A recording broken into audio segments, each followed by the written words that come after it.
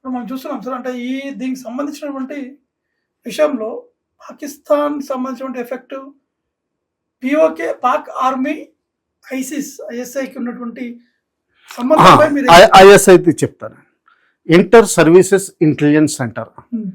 ఇది ప్రపంచంలోనే one of the most powerful organisations. ఎందుకంటే గ్లోబల్గా ఏ టెర్రరిస్ట్ యాక్టివిటీ అయినా కానీ వీళ్ళతో సంబంధం ఉంది.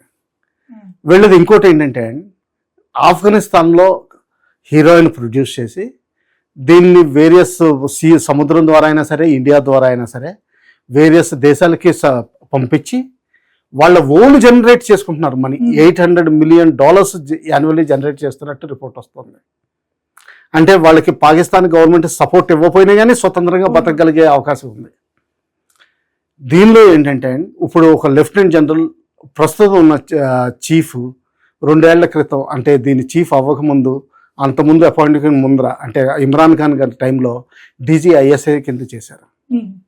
ఈ DGISI ఎంత పవర్ఫుల్ అంటే ఎప్పుడైతే ఈ 22nd అటాక్ జరిగిందో, ఇండియా అంటోందోకి మేము ప్రతీకార చర్య తీసుకుంటామని మునీర్ గారు ఏం చేశారంటే DGISIని పాకిస్తాన్ సెక్యూరిటీకి రెస్పాన్సిబుల్ చేశారు.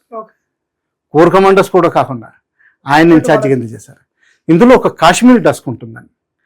మొన్నడు కొన్ని సంవత్సరాల క్రితం ఒక బ్రిగేడియర్ ఇన్ఛార్జ్ కింద ఉండేవాడు. ఇప్పుడు ప్రస్తుతం ఒక మేజర్ జనరల్ ఇన్ఛార్జ్ కింద ఉంటున్నాడు. ఆయన మొత్తం ఈ కంప్లీట్ జమ్మూ కాశ్మీర్లో మొత్తం అలజడి సృష్టించాడు ఆయన ఆర్గనైజేషన్లో. దీనికి ఏంటంటే పాకిస్తాన్ ఆర్మీ ఆఫీసర్లు వెళ్ళి మళ్ళీ కొంత టెన్యూర్ చేసి మళ్ళీ వెనక్కి వస్తూ ఉంటారు. సేమ్ వీళ్ళ దగ్గర ఉన్న ప్లాన్స్ అన్నీ ఉంటాయి. విత్ సపోర్ట్ కాదు, ఆర్మీ అనండి బాగా. ఇంటర్ సర్వీసెస్ ఇంటెలిజెన్స్ అంటే ఇది one of the most powerful organisations global టెర్రరిజంలో. మన ఇండియాలో ఏ ప్రాబ్లం అయినా సరే ISI కన్సర్న్ ఉంటుంది. మన స్లీపర్ సెల్స్ అన్ని వాళ్ళ కంట్రోల్లో ఉంటాయి. ఎమ్యునిషన్ దగ్గర నుంచి RDX సప్లై చేయడం వరకు వాళ్ళంతా నిష్ణాతులు వాళ్ళు. ఇది మనం గమనించాలి. అంతకుముందు వాళ్ళు ఏమనుకున్నారంటే ఆఫ్ఘనిస్తాన్ మన స్ట్రాటజిక్ డెప్త్ అనుకునేవారు. అంటే మనం ఏం చేసినా మనం ఇక్కడ దాక్కోవచ్చు అనుకునేవారు. ఇప్పుడు ఆఫ్ఘనిస్తాన్ ఎప్పుడైతే వాళ్ళకి యాంటీ అయిందో ఈ ISIకి ప్రాబ్లం అవుతుంది. వాళ్ళు ఏది చేయలేకపోతున్నారు. మరొకటి సార్, ఇప్పుడు మీరు చూసినటువంటి సరిహద్దు ప్రాంతాల్లో మన బలగాలు పనిచేసినటువంటి టీంలో ఎక్కువగా మొన్న జరిగినటువంటి పుల్వామా అటాక్ కానీ, రీసెంట్గా జరిగినటువంటి పహల్గామ్ అటాక్లో 26 మంది చనిపోయారు. అక్కడ ఉన్నటువంటి భద్రత, వారు అటాక్ జరిగినటువంటి ప్రాంతం ఏ విధంగా ఉంటుంది సార్?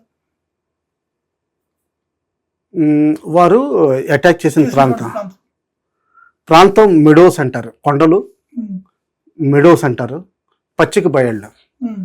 కొండ ఎక్కడానికి ఉంటుంది, కొండ ఎక్కాల్సి ఉంటుంది, చాలా దూరం నడవాల్సి ఉంటుంది, లేకపోతే గుర్రం మీద వెళ్ళాల్సి ఉంటుంది.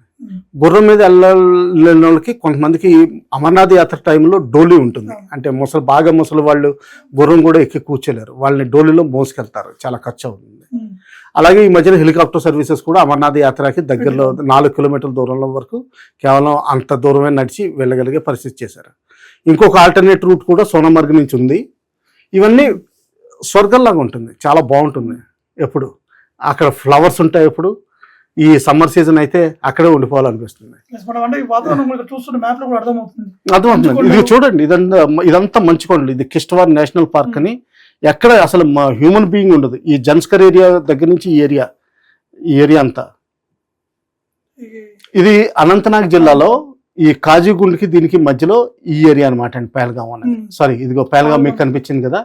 ఇదే రివర్ మొదలయ్యి జీలం నది కింద ఇదేంటిది బయటకు వస్తుందండి. జీలం నది ఉత్పన్నం అక్కడే అవుతుంది.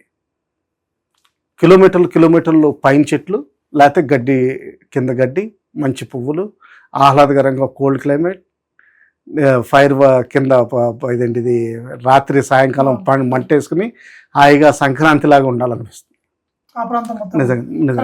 ఒక్కసారిగా ఆ కాల్పులు జరిగిన తర్వాత చాలా బాధాకరమైనటువంటి ఘటన. అంటే 26 మందిని ఒక్కసారిగా పుట్టున కొట్టుకున్నారు. ఇంకోటి, NIA చేసినటువంటి దర్యాప్తులో చాలా కీలకమైనటువంటి ఇన్ఫర్మేషన్ కూడా బయటకు వస్తుంది. అంటే వారు వాడినటువంటి టెక్నాలజీ కూడా చాలా డిఫరెంట్ టెక్నాలజీ వాడినట్టు తెలుస్తుంది. అంటే ఆ టెక్నాలజీ సపోర్ట్ ఎలా ఉంటుందంటారు? అది చైనా నుంచి వస్తుందండి. చైనా నుంచి వస్తుంది. శాటిలైట్ ఫోన్స్ అని ఉంటాయి. అంతకుముందు దుబాయ్ నుంచి వచ్చిన శాటిలైట్ ఫోన్స్ వాడేవారు వాళ్ళు. కానీ అంటే ఏంటంటే వాళ్ళు ఈవెన్ వీడియో కెమెరాస్ కూడా వాడి డైరెక్ట్గా ఎక్కడికో రిలే చేసినట్టు ఈ ఇన్సిడెంట్ జరుగుతుంది. Helmet Helmet. కెమెరాస్ వాడారు. బాడీ మౌంటెడ్ కెమెరాస్ అంటారు. కొన్ని ఫారిన్ కంట్రీస్లో పోలీసుల మీద వచ్చే అభియోగాలను కాబట్టి అక్కడ గవర్నమెంట్ ఏం చేసిందంటే బాడీ కెమెరాస్ ఇచ్చింది. ఎప్పుడైనా ఏదైనా ఆపరేషన్కి వెళ్ళినప్పుడు లేకపోతే పోలీసులు ఇంటికి వచ్చినప్పుడు కానీ ఆ బాడీ కెమెరాస్ పెట్టుకుని రావాలి. అంటే ఏంటంటే తర్వాత అది సీసీటీవీ కెమెరాస్ లాగా, అంటే మొబైల్ సీసీటీవీ కెమెరా అనుకోండి, అది వాడారు.